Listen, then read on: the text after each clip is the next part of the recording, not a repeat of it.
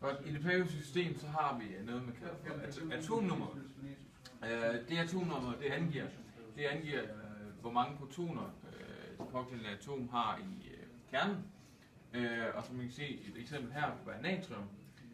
Der er atomnummer 11, fordi at natrium så har 11 protoner i kernen. Og så vil jeg fortælle noget om grupper og perioder.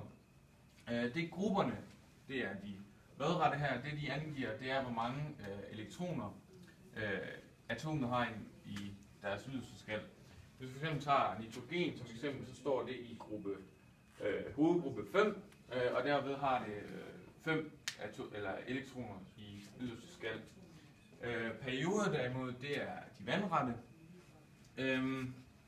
og perioder det angiver, hvor mange skaller atomet har. Et eksempel kunne være calcium her, så tæller man her, hvor mange skaller det har, og der har det 4, og det passer også med, at calcium er at finde i periode 4. I det periodiske system der findes der 8 hovedgrupper og 10 undergrupper.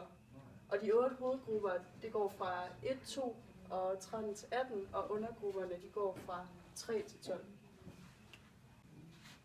I det periodiske system der findes der både metaller, ikke-metaller og halvmetaller, og de er vist ved en metaltrappe, der går ned her, som viser ikke-metaller og metaller, og de gule det er halvmetaller.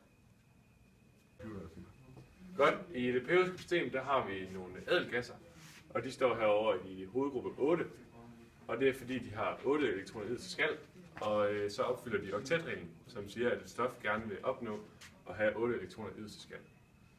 Og de her ædelgasser, de er meget reaktionstræge, som betyder, at de helst ikke vil indgå reaktioner med andre stoffer, mens at alle andre stoffer i det periodiske system, de vil gerne indgå reaktioner for at komme til at ligne de her ædelgasser. Så for eksempel så kunne klor, som har 7 elektroner i yderste skal, de kunne lave forbindelse med natrium og lave natriumklorid, kendt som køkkensalt, og opnå at få 8 elektroner i yderste skal. Jeg var klor, som har atomnummer 17, og derfor så har den 17 protoner inde i atomkernen. Og den ligger i periode nummer 3, så derfor så har den 3 skaller. Og elektronfordelingen den fordeler sig med 2 elektroner i inderste skal, og 8 i næste, og 7 i yderste. Og grunden til, at den har 7 i yderste, det er fordi den ligger i hovedgruppe nummer 7. Yes, og så har vi kigget nærmere på beryllium. Og beryllium har atomnummer 4, og det betyder så, at beryllium har 4 protoner i kernen. Og beryllium er i periode 2, hvilket betyder, at det har 2 skaller.